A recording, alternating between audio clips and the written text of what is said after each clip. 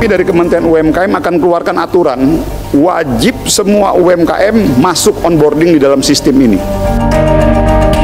Saya nggak punya HP-nya Pak Menteri.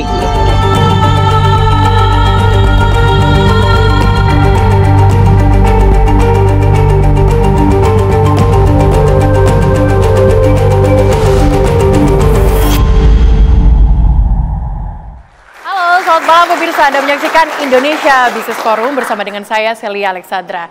Kementerian UMKM mewajibkan 57 juta UMKM untuk mengakses aplikasi SAPA. Mulai dari yang ekspor, impor hingga tukang gorengan di depan gang ini harus mewajibkan untuk mengakses aplikasi SAPA. Dan semuanya harus go digital. Kalau tidak nanti bisa dianggap ilegal. Apakah tukang gorengan ini bisa mengakses digital seperti yang disampaikan Pak Menteri? Sebelum itu, kita saksikan informasi berikut untuk Anda. Lebih dari 57 juta pengusaha UMKM siap-siap digitalisasi. Tak mau partisipasi, bisa tak diakui.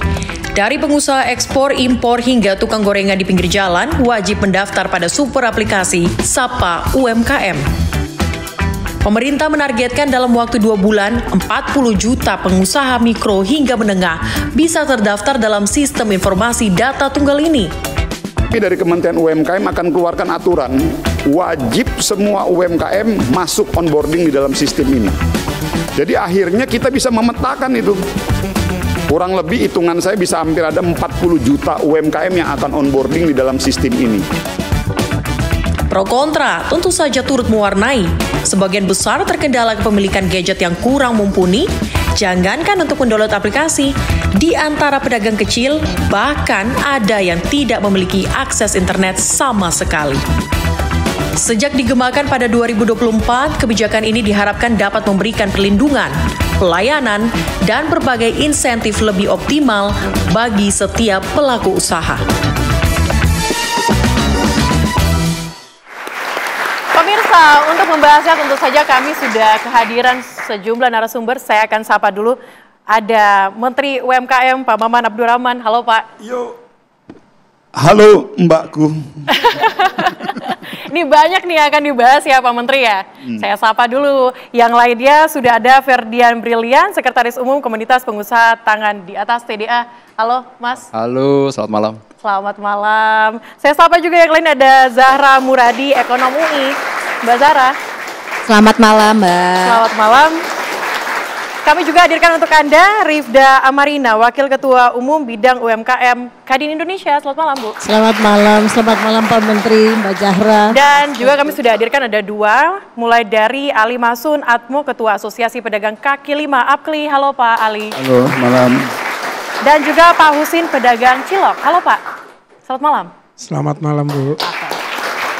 Pak Menteri, langsung saja. Ini dari yang ekspor, impor, sampai tukang gorengan nih Pak Menteri. Ini jadi permasalahan, jadi banyak perbincangan. Ini dasarnya apa Pak? Ada aplikasi SAPA ini? Pertama begini, saya harus lurusin dulu tuh judulnya, go digital atau dianggap ilegal. Oke. Pertama saya harus bilang, terlepas nanti ke depan sistem ini sudah jadi, dan kita dorong kepada semua UMKM onboarding masuk ke SAPA UMKM, kalaupun nanti ada yang belum masuk, bukan berarti mereka ilegal. Tapi apa Pak? Itu clear ya, kita harus garis bawahi itu dulu.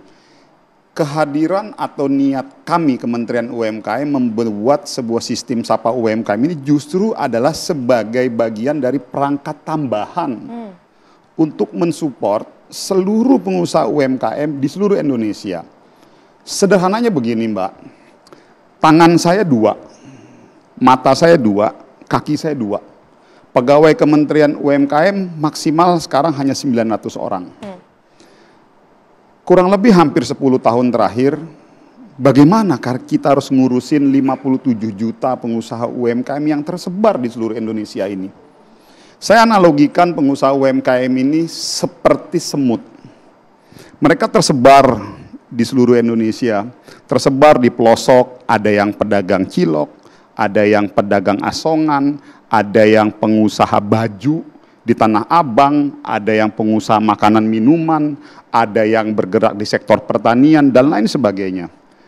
Yang ingin saya tegaskan bahwa dari pedagang cilok sampai pengusaha menengah, mereka punya hak yang sama untuk diberikan perlindungan, untuk diberikan pendampingan, dan untuk diberikan pemberdayaan.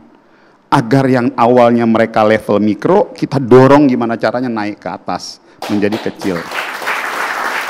Yang awalnya level kecil, kita dorong naik ke level menengah. Cuman yang jadi pertanyaan, kalau dengan metode konvensional seperti sekarang, akhirnya kita tidak kembali lagi, hanya lip service.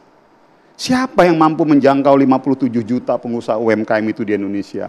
Siapa yang mampu setiap hari berkomunikasi dengan pedagang-pedagang kaki lima? Saya ini Mbak, hampir kurang lebih 9 bulan menjadi pembantunya Pak Presiden. Sudah banyak saya bertemu dengan pedagang kaki lima di seluruh Indonesia ini. Terketuk hati saya, harus ada terobosan. Terobosan yang harus melompati ruang batas dan waktu. Agar kita bisa menjangkau mereka. Agar bapak-bapak yang ada di depan kita ini, pedagang kaki lima, mau yang mikro, super mikro, kecil semua, merasakan hal yang sama. Nah, salah satu jawabannya adalah dengan mengoptimalisasi teknologi digital. Nah, Sapa UMKM ini hadir dengan semangat itu. Melalui proses teknologi ini, kita mendorong kepada semua pengusaha UMKM agar wajib masuk ke Sapa UMKM. Bukan untuk memungut pajak loh. Saya lurusin sekali lagi. Nggak boleh. Jangan didiskredit, jangan digeser-geser ke situ. Berarti bukan apa-apa pajak gitu ya? Nggak ada. Ini nggak ada hubungannya. Ini adalah bentuk affirmative action, langkah konkret yang ingin dilakukan Kementerian UMKM agar seluruh pengusaha UMKM memiliki hak yang sama. Nah, pertama, banyak datang ke saya keluhan, Pak, saya tidak punya sertifikasi halal. Ngurusin sertifikasi halal, berbagai macam problematika. Sapa UMKM nanti yang akan memetakan itu semua. Kita akan terintegrasi dengan BPJPH. Jadi bagi mereka nanti yang ngurusin belum ada sertifikasi halal, mesin ini akan mengidentifikasi. Jadi sederhananya begini Mbak, pada saat sistem ini terbangun, semua pengusaha UMKM kita dorong untuk onboarding, nanti dipetakan oleh mesin learning tuh. Jadi di sistem ini mengadopsi teknologi AI dan mesin learning. Jadi dia akan membaca, oh CV A, pengusaha A, Bapak Udin, dia belum punya sertifikasi halal. Mesin yang akan menjawab, Pak Udin apa kabar? Oh sehat ya Pak. Pak, Bapak itu belum punya sertifikasi halal, harus urus supaya daya saing Bapak naik. Kurang lebih begitu sistem yang mau kita buat. Baik, Pak Menteri, saya coba tanyakan ke Pak Ali dari Apli. Pak Ali, kalau misalnya nanti ada aplikasi Sapa, kira-kira mungkin tidak semua pedagang kaki lima ini kalau diwajibkan bisa untuk mengakses itu? Yang pertama, Pak Menteri, mohon maaf, saya tidak setuju dengan kata-kata diksi wajib. Wajib Kenapa? itu kalau nggak dilakukan kena sanksi begitu. Pak Husein nggak boleh disanksi oleh Pak Maman Abdurrahman, itu yang pertama. Yang kedua, the majority pelaku ekonomi rakyat UMKM kita ini, satu, ada di pedesaan. Dua, pendidikannya rendah. Oleh karena itu mereka banyak yang tidak melek teknologi. Saya Pak Menteri baru dari Serang menggelorakan gerakan pasar rakyat, revitalisasi dan integrasi PKL UMKM. Saya sepakat, September 2021 saya diminta Pak Teten waktu itu sebagai Menko dan UMKM, percepatan digitalisasi UKM Indonesia dengan target 40 juta tahun 2024. Tapi kenyataannya memang banyak kendala di lapangan. Apa saja kendalanya Pak Ali? Yang pertama, tadi saya sampaikan, satu, teman-teman ini buta teknologi. Yang kedua, tidak mau ribet Pak Menteri. Ya, kami datang ke pasar-pasar, ya, contoh nih kiris misalkan. Kenapa kiris itu banyak tidak dipakai di pasar tradisional yang jumlahnya 17.000 lebih? Karena pemerintah atau bank belum bisa memberikan solusi agar kiris itu begitu masuk bisa dicairkan Pak Maman. Jadi pedagang tidak double modal begitu ya. Kemudian yang terakhir, Sapa UMKM ini saya sangat mendukung Pak Maman. Tapi ada syaratnya ini, Pak Menteri, sepanjang Menteri UMKM statusnya masih Menteri Negara, tidak departemental, hanya 900 sumber daya manusia, barang ini tidak akan berhasil maksimal. Oleh karena itu, kami beberapa waktu yang lalu, 1 tahun lalu Pak Menteri, mengusulkan kepada negara ini untuk mendongkrak status Menteri UMKM dari Menteri Negara ke Menteri Departemental. Karena hari ini Pak Maman tidak punya power untuk eksekusi barang ini. Paling koordinasi dengan pemerintah daerah, dinas, yang itu bukan infrastrukturnya Menteri UMKM. Oleh karena itu kami mendukung soal Sapa UMKM. Yang kedua, barang ini tidak boleh membebani pelaku ekonomi rakyat, juga tidak boleh menakut-nakuti. Saya setuju tadi Pak Maman, ini kalau tidak masuk daftar Sapa UMKM dianggap ilegal. Saya pasti akan turun ke jalan. Berarti, apalagi kena sanksi begitu. Oke, setuju, ya? Tapi ada catatannya, gitu. Kalau dari Pak Husin sendiri Pak, Pak Husin ini kan kalau tadi disampaikan ini kekurangan, permasalahan utamanya adalah tidak ada handphone yang memadai. Punya handphone tidak Pak? Kurang begitu paham sama HP. Maka istri saya ini. Berarti nggak pegang handphone Pak? Enggak. Oke, nanti kita lanjutkan lagi dialog kita usai jeda, tetaplah bersama kami di Indonesia Business Forum. Oke, Pak Menteri, sebelum kita lanjutkan dialog kita, saya kemarin sempat terjun ke lapangan melihat langsung seperti apa kemudian respon dari pedagang di jalanan soal aplikasi Sapa. Berikut.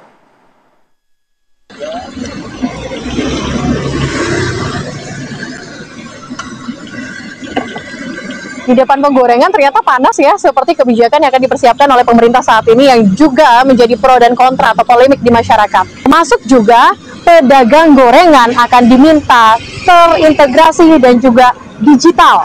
Apakah mereka sudah siap dengan sistem ataupun kebijakan dari pemerintah ini? Kita tanyakan. Saya nggak punya HP-nya Pak Menteri, belum siap ya. Kenapa Pak? Ya kan itu harus punya persiapan ya kan. Persiapan HP-nya kan, kalau itu tempatnya ini kan cuma sementara di sini. Pemerintah nganjurin ya bude nggak keberatan gitu, maksudnya gitu, daripada pegang bude ini kan kadang-kadang kita ada apa gitu nggak tenang juga gitu, itu aja Neng. Tapi Bu, ini kan apakah Ibu aman Bu kalau mengakses aplikasi, apakah kesulitan nantinya dan sebagainya Bu? Iya. Kesulitan juga kalau pakai aplikasi budenya, soalnya kan bude juga satu nggak bisa pegang HP-nya gitu. Itu dia. Biar buka itu saya nggak paham masalah aplikasi gitu, dan nggak biasa gitu loh, nggak biasa main gituan, jadi mainnya cash aja. Kalau misal orang mau ada curignya nggak ada, nggak punya, belum ada gitu. Sebagai kita pedagang yang belum keamanan pedagang kita ini ya mungkin kita nggak setuju.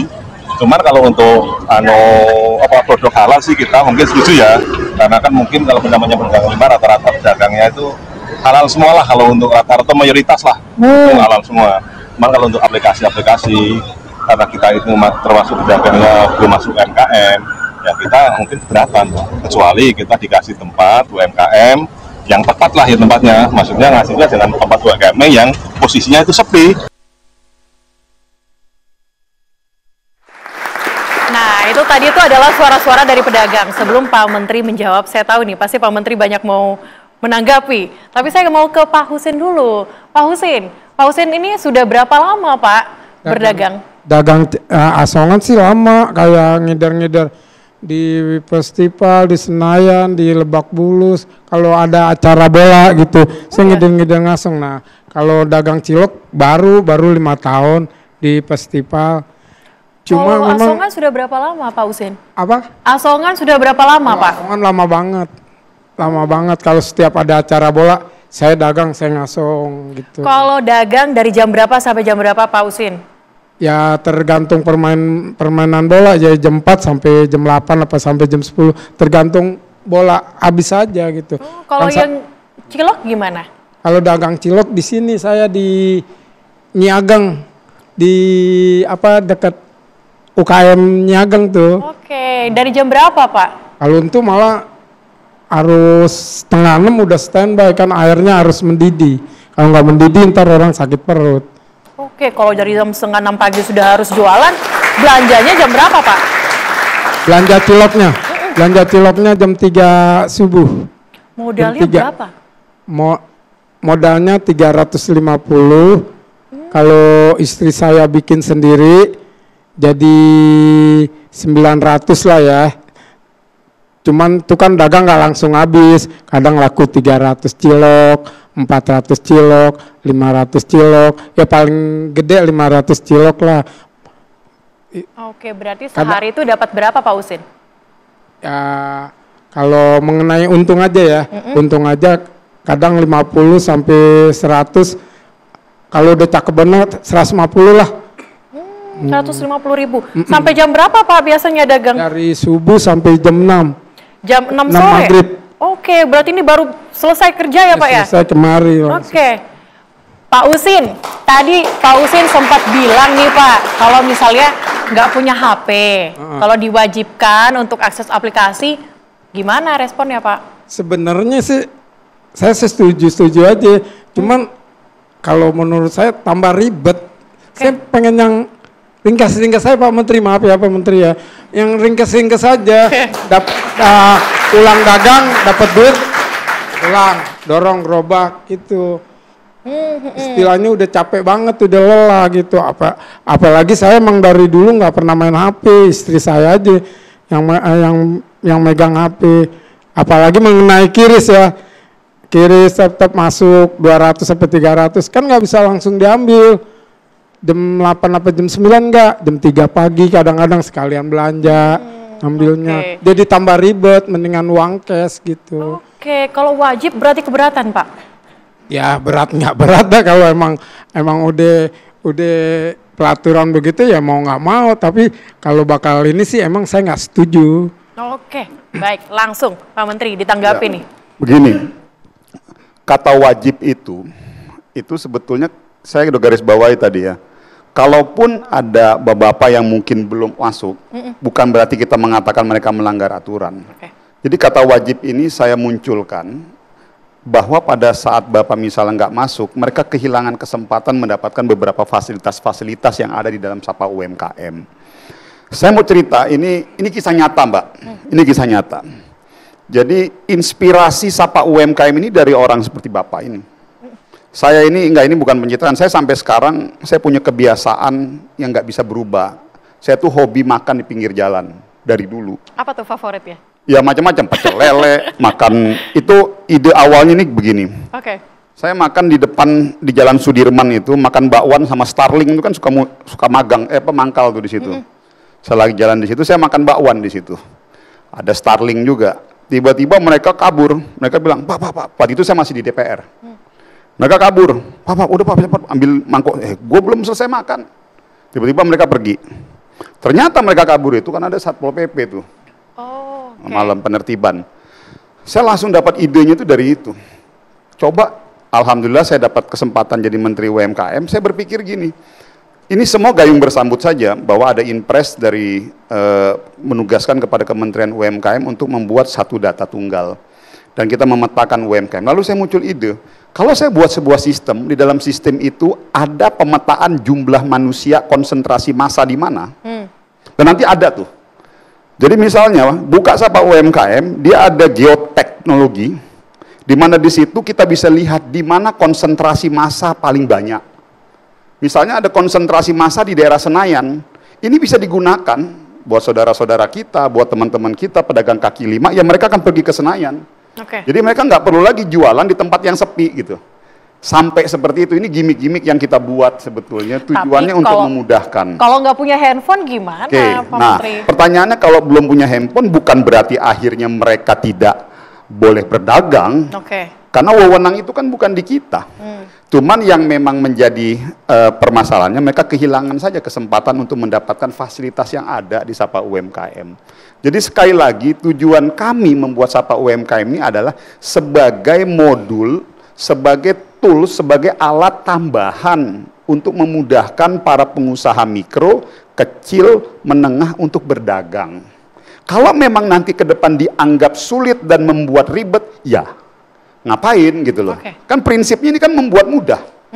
Nah, yang kedua Mbak, ini akan terus kita update. Nanti kan pasti pada saat sistem ini terbangun, pasti akan banyak kritikan. Tadi seperti Pak Ali menyampaikan begini-begini, akan banyak masukan itu. Ya kami sebagai Kementerian UMKM harus siap menerima semua saran dan masukan. Terus kita evaluasi, karena ini in-house di dalam kementerian sendiri. Jadi kami sudah buat satu bidang, yaitu Pusat Data dan Informasi, semua full itu dikaryakan oleh internal Kementerian UMKM. Baik. Pak Menteri, sebelum Anda lanjutkan, kita akan dengarkan juga dari TDA, dari Mas Ferdian. Mungkin bisa disampaikan apakah sesuai dengan apa yang disampaikan dari Pak Husin tadi, sama tidak? TDA sebagai organisasi pengusaha, mikro, kecil, dan menengah, serta besar. Karena memang pengusaha TDA sebagai organisasi yang udah 20 tahun, dari 2006, tersebar di 117 daerah level kabupaten kota, dan level provinsi ada 29. Dan waktu terakhir bulan Juni-Juli Pak Maman support di Banjarmasin begitu Pak. Salam dari teman-teman, tadi pas bilang saya bareng Pak Maman, sampaikan itu. Lalu pada aktivitas digitalisasi, TDA itu sudah melakukan kegiatan digitalisasi dari 2015. Artinya mengenai Sapa UMKM, setuju atau tidak? Ini sejalan. Sejalan, karena kalau misalkan nanti diperlukan data yang kami punya dari 2015 untuk di tap in begitu, kami bisa support hal-hal seperti itu. Dan apa sih dinamika yang terjadi ketika kita membuat digitalisasi di pengusaha, apa problemnya, kemudian bagaimana enhancement terhadap aplikasinya yang dari mulai 2015 sampai dengan sekarang itu berubah total. Bukan hanya sekedar database generator, tetapi ini menjadi satu ekosistem. Ada berapa di dalam aplikasi TDA? Saat ini kurang lebih sekitar 60.000 member TDA yang sudah terdigitalisasi, yang ID membernya ada lengkap di sana. Artinya ketika kementerian atau pihak-pihak stakeholder kita, ABCGM itu, Pentahelix itu kita bisa tap in dengan itu semuanya. Itu tadi Anda sampaikan bahwa 60.000 itu butuh waktu berapa lama untuk kemudian 60.000 itu masuk ke aplikasi? Organisasi ini 20 tahun dan dimulai dari 2015 digitalisasinya. Sehingga kalau kita flashback begitu, itu sudah 10 tahun itu kita melakukan itu semuanya. Di mana kegiatan organisasi ini kan volunteerism secara konsep keorganisasiannya. Masing-masing kami adalah pelaku usaha, pengusahanya, dan kami punya value yang sama tentang tangan di atasnya, bahwa kami yang ada di level kecil itu akan mengedukasi yang mikro, bahwa yang sudah di menengah mengedukasi yang kecil, yang besar mengedukasi yang menengah. Itu value TDA-nya begitu. Sehingga proses ini berjalan dan 10 tahun itu kita kumpulkan data ini, dan ini menjadi satu data yang bisa dimanfaatkan oleh organisasi. Baik. Kalau dari Kadin, seperti apa pengusaha memandang ataupun melihat Sapa UMKM ini? Sebelumnya terima kasih ke Pak Menteri karena menggunakan forum di Kadin untuk menyuarakan pertama kali tentang Sapa UKM kepada publik ya Pak Menteri ya. Dan kemudian publik merespon dengan sangat luas. Buat kami di Kadin tentu saja ini sesuatu yang harus kita dukung karena ini memberikan prinsip keadilan bagi pelaku usaha. Baik di tingkat mikro, kecil, menengah, itu akan semuanya akan merasa diperlakukan lebih adil. Kenapa? Karena yang akan mengakses data ini menurut saya bukan cuma kepentingan Kementerian UMKM, semua perusahaan CSR bisa memilih, oh ternyata ada UKM yang bergerak di bidang ini. Bisa di mapping tuh Pak Menteri, bisa di mapping. Jadi perusahaan seperti ini akan membina UKM yang bergerak di bidang ini. Karena output produknya bisa juga digunakan oleh perusahaan, itu salah satu contoh. Kedua, akses pembiayaan. Kita tahu KUR itu kan ditujukan oleh pemerintah untuk pelaku usaha kecil dan menengah dan mikro juga.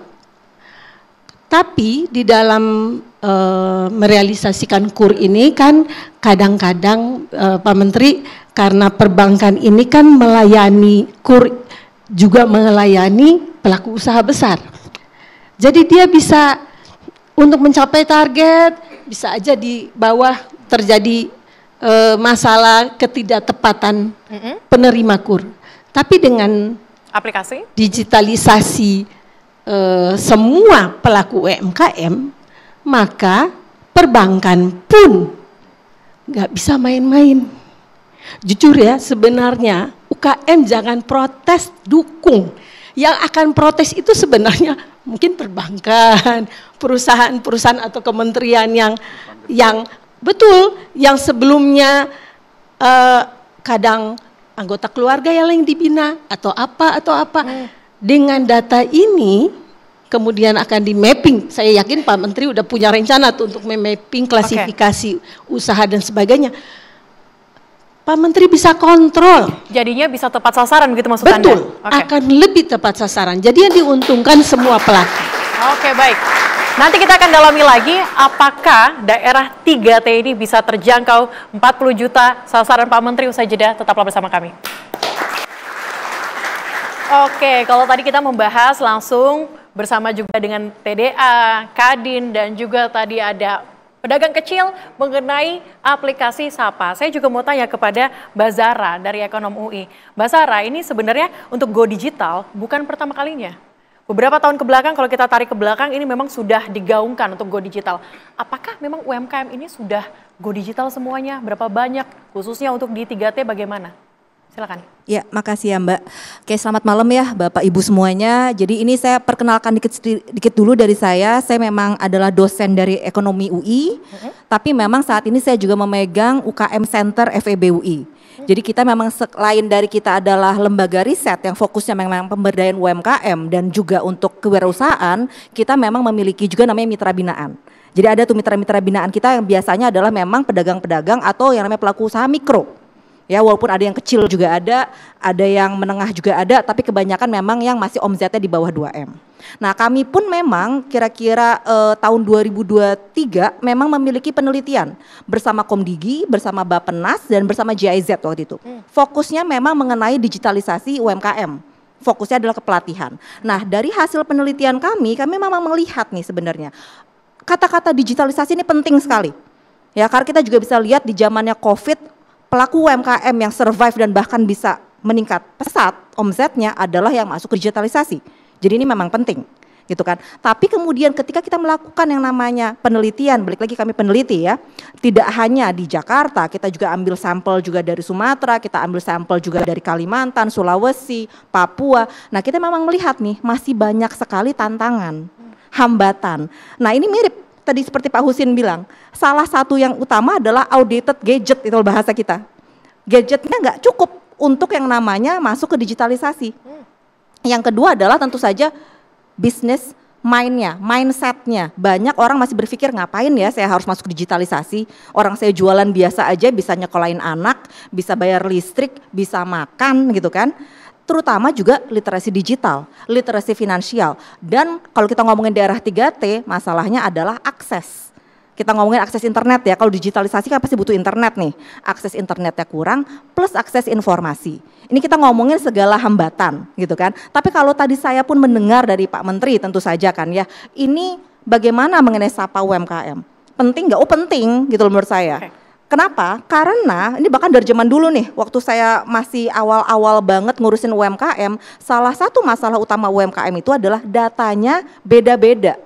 Data BPS, data Kementerian Perindustrian, data Kemenkop UKM, data perbankan, itu semua ada punya kategori yang berbeda. Artinya sudah tepat begitu kalau misalnya semua UMKM didata?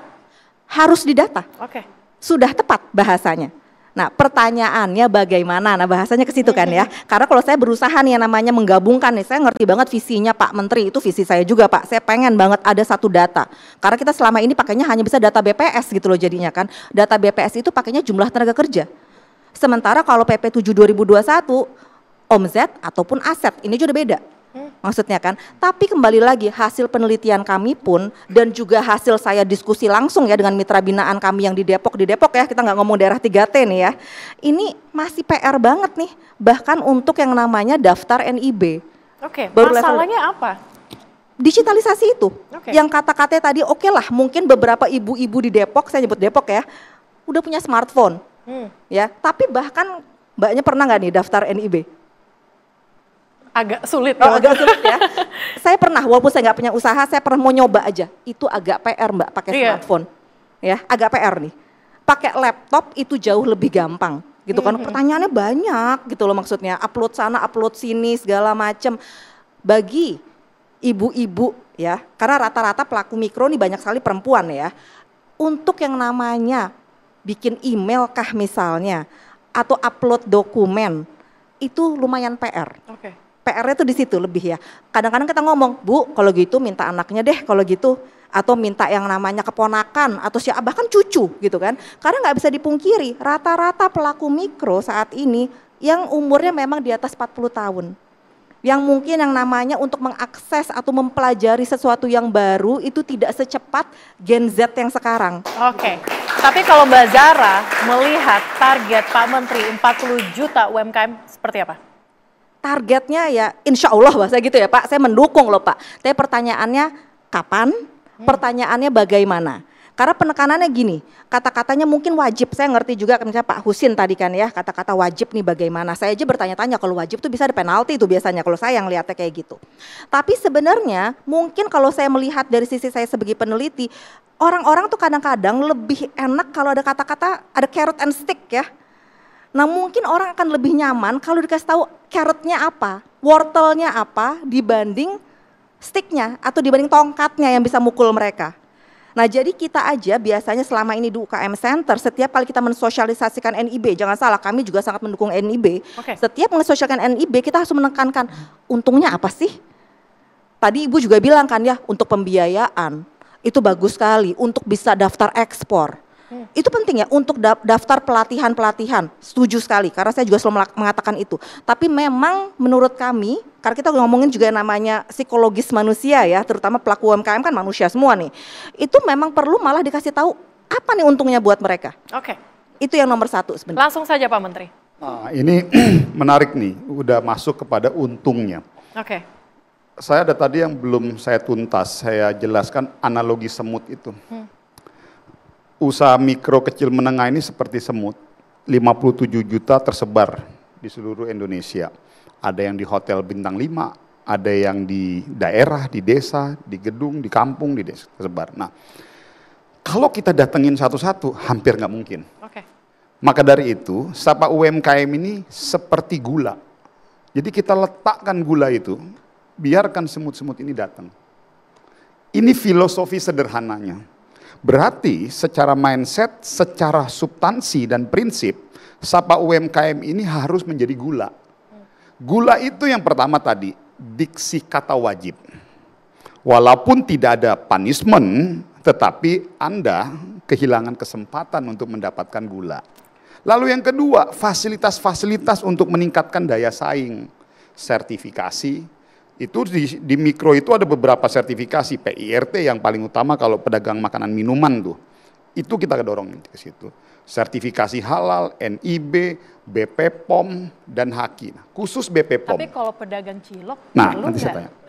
Ingat dulu ya, saya juga tidak mau forum ini menjebak atau menframing bahwa urusan Sapa UMKM ini hanya untuk saudara-saudara kita yang pedagang kaki lima. Tolong jangan di framing ke situ. Saya mau kita harus melihatnya secara keseluruhan. Kementerian UMKM tidak bisa hanya sekedar melihat parsial, kita melihatnya 57 juta.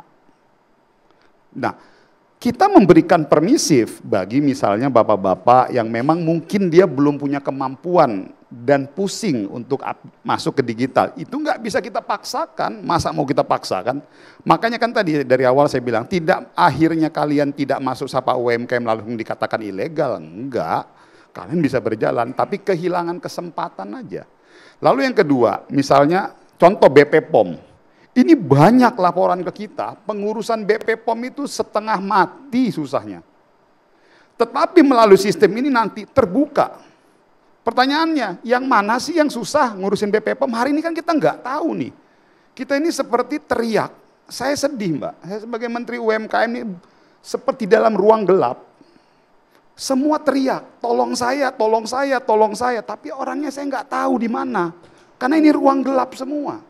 Nah, kita mau hidupkan lampu dalam ruang gelap itu. Dengan data. Dengan sistem Sapa UMKM ini. Jadi siapapun dia yang merasa terhambat, siapapun dia yang tidak mendapatkan fasilitas, dengan sistem Sapa UMKM mereka bisa terbuka dan kita tahu. Oke. Pak Menteri, pertanyaan saya. Literasi digital jadi persoalan, bagaimana Kementerian UMKM menghadapi ini? Usai jeda, tetaplah bersama kami di Indonesia Business Forum. Oke, pemirsa, kita kembali di Indonesia Business Forum. Di penghujung segmen, saya akan mulai dari Pak Ali dulu. Pak Ali, kira-kira apa yang ingin disampaikan kepada Pak Menteri? Yang pertama, Pak Menteri, kami bersyukur kalau Presiden memerintahkan untuk satu data tunggal. Karena di Indonesia ini, Mbak, nggak ada yang valid. Semuanya ada di ruangan hampa, kata Pak Menteri tadi. Yang kedua, TDA tadi bilang 10 tahun Pak Menteri. Mereka kelas yang berpendidikan, cerdas, 60.000. Ini target 40 juta. Saya bisa bayangkan berapa ini nanti waktunya. Yang ketiga, mohon maaf, saya ini dokter ya. Baru kemarin Mbak, jam 4 sampai jam 6 sore, membuka rekening di salah satu bank, pakai model seperti ini. Ternyata tidak berhasil Pak Menteri. Yang ingin saya sampaikan adalah ketika saya datang ke cabang bank itu, ternyata data ini nggak sinkron. KTP saya ada nama gelar Dr. M. Biomed, tapi di Dukcapil hanya Ali Masun gitu Pak Menteri. Nah ini pasti akan menjadi kendala di lapangan.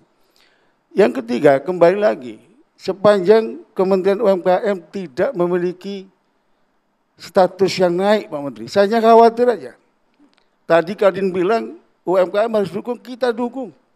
Asal tidak menghambat, tidak menakut-nakuti, bukan sebuah jebakan bagi UMKM, tiba-tiba nanti kalau tidak masuk Sapa UMKM, kalian tidak bisa ngurus KUR misalkan. Wah ini kan persoalan. Karena di banyak tempat, PIRT, NIB, termasuk pajak dan sebagainya menjadi syarat nih. Kita nggak mau lah.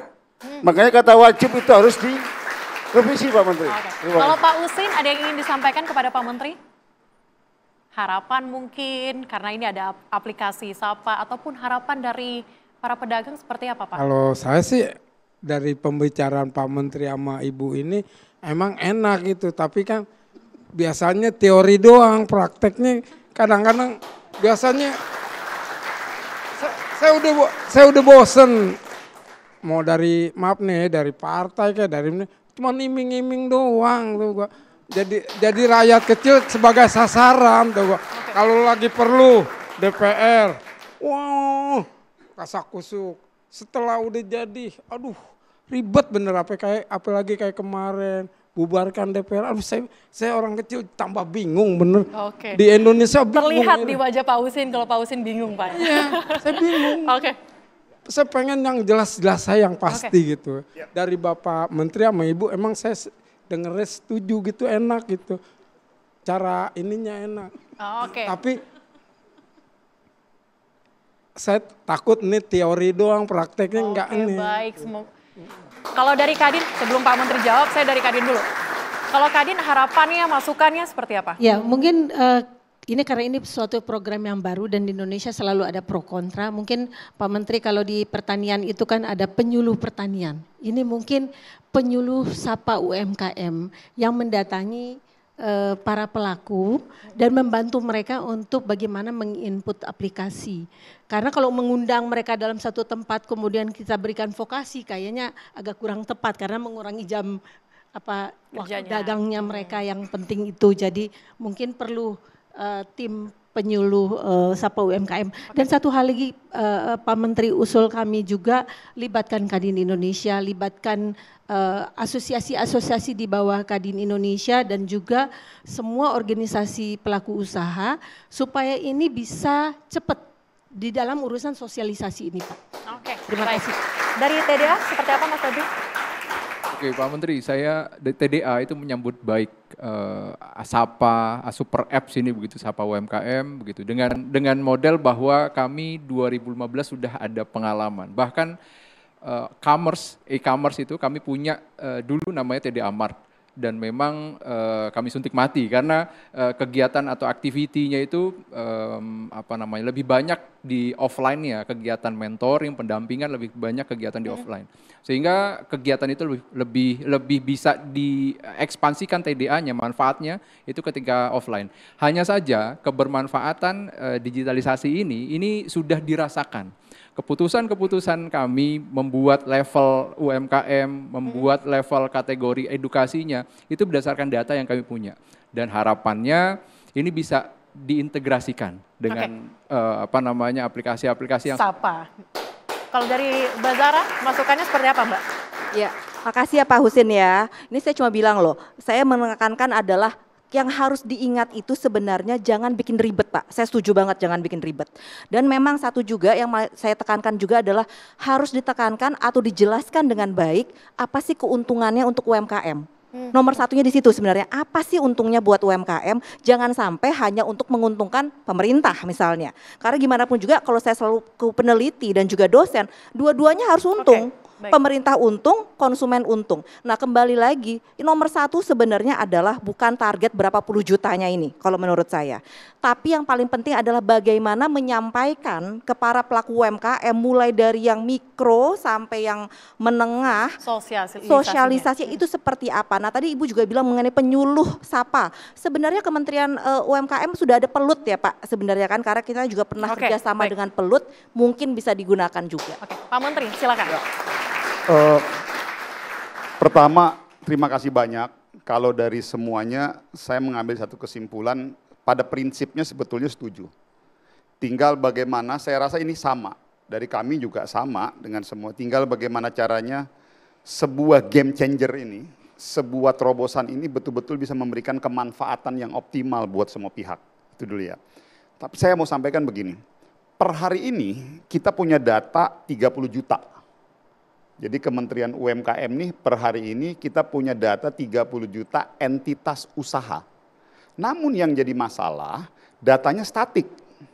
Data yang diambil proses sensus ekonomi dari 2 tahun yang lalu, 3 tahun yang lalu, 1 tahun yang lalu. Artinya kita nggak punya data update. Apakah si pengusaha A datanya yang diambil melalui proses sensus ekonomi dari 2 tahun yang lalu, statusnya sekarang seperti apa? Apakah dia sudah jadi konglomerat, atau dia sudah meninggal, atau turun, segala macam. Nah, Sapa UMKM ini nanti, ini sebetulnya tindak lanjut dari data yang 30 juta ini. Jadi sebetulnya per hari ini kita sudah punya modal, data statik 30 juta, data statik 30 juta ini ada alamat, ada geotagging semua. Inilah nanti yang akan kita integrasikan ke dalam sistem.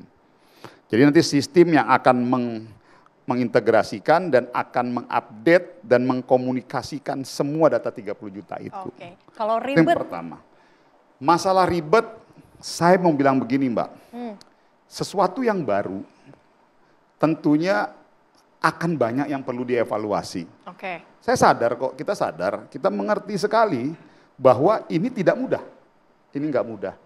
Tetapi harus ada yang berani mengambil langkah terobosan ini. Kalau tidak dimulai sekarang, mau sampai kapan? Kami juga tidak muluk-muluk bahwa ini dalam waktu 1 tahun atau waktu 1 bulan, enggak. Ini proses kok.